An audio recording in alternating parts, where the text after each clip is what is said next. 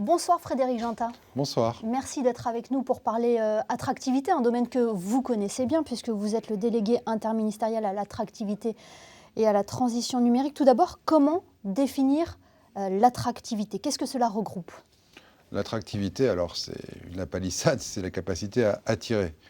Et Monaco est un pays dont une grande partie de la prospérité, de la richesse vient de la capacité à attirer.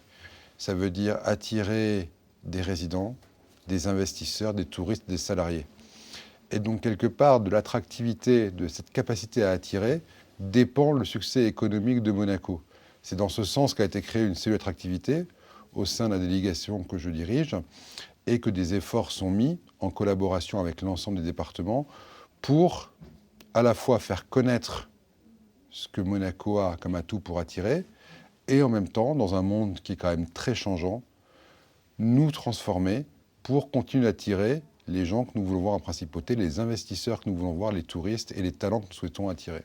Attirer et aussi fidéliser les invités à rester sur le long terme. Quels sont les atouts de la principauté? Si c'est pour que les gens viennent et repartent, ça a peu d'intérêt. Donc la mission de la cellule, c'est d'attirer, mais aussi de travailler avec nos communautés de résidents pour les intégrer, qu'ils restent, voire qu'ils deviennent des ambassadeurs de la principauté.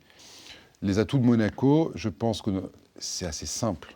Dans un monde instable, nous sommes stables. Nous avons, via le prince souverain, un gouvernement stable, des institutions stables. Dans un monde endetté, nous n'avons pas de dette. Dans un monde dangereux, dans un monde compliqué, nous proposons la sécurité. Donc nous avons tous les choix historiques du pays, les bases et l'ADN de la principauté, dans le monde d'aujourd'hui, sont cruciaux. Maintenant, le monde a changé. Donc il y a des choses historiques, il y a des choses où on doit évoluer.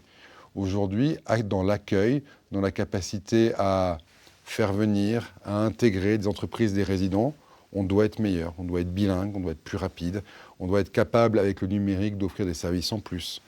Aujourd'hui, on doit être capable de développer des industries nouvelles pour que ces gens-là ne viennent pas juste vivre, mais qu'ils amènent de l'activité économique. Surtout dans un pays dont la population ne pourra pas doubler, il est évident qu'il faut que les gens qui viennent ici créent beaucoup de valeur. Sur quels outils cette cellule attractivité peut se baser pour mener à bien ses missions? Le Monaco Private Label, qui a pour vocation de rassembler à la fois les prospects, mais aussi la communauté de nos résidents ici au service de Monaco.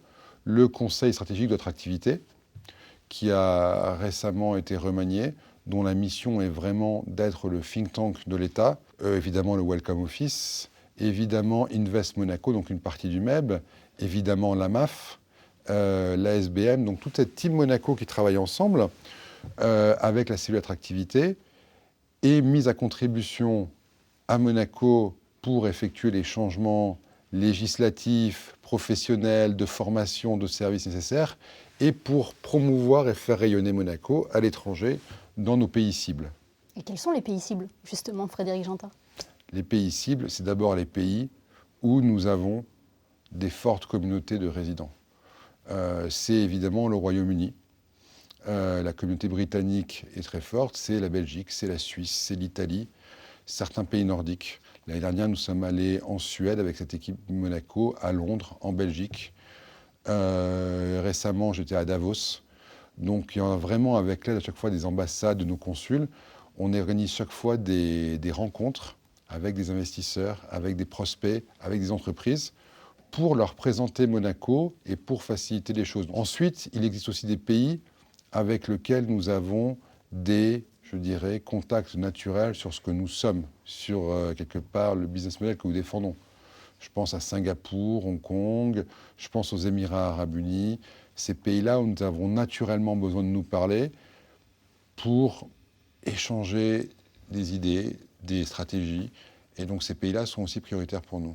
Et quelle est votre feuille de route pour l'année 2024? Quelles sont vos priorités? Mais on peut rendre déjà Monaco encore plus attractif que ce qu'elle est actuellement?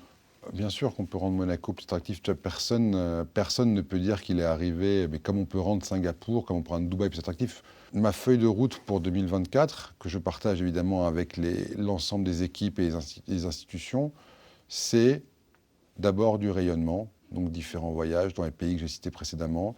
C'est un travail avec la communauté de nos meilleurs résidents pour effectivement qu'ils se connaissent par pays, par aspiration, pour qu'eux-mêmes souhaitent investir plus à Monaco, pour qu'eux-mêmes souhaitent investir plus dans des projets monégasques qu'on pourrait leur présenter. Donc c'est vraiment les mettre à contribution. Il y a évidemment un travail interne à tout ce qui est administration, en termes de formation des équipes, notamment celles qui accueillent ces résidents, ces entrepreneurs, notamment tout ce qui est législatif aussi, pour rendre notre droit plus attractif pour les résidents, pour les entreprises, plus simple. Il y a un vrai effort de simplification, mais aussi de compétitivité par rapport aux autres pays, tout en étant dans le cadre évidemment de Moneval et des recommandations du GAFI. Donc il y a vraiment, je dirais quelque part, de la simplification, de la mise aux normes législatives pour être attractif et en même temps être compliant aux besoins de Moneval. Eh bien, merci beaucoup Frédéric Jeantat d'avoir été notre invité ce soir dans les studios de Monaco Info pour parler attractivité de la Principauté. Merci. Merci beaucoup.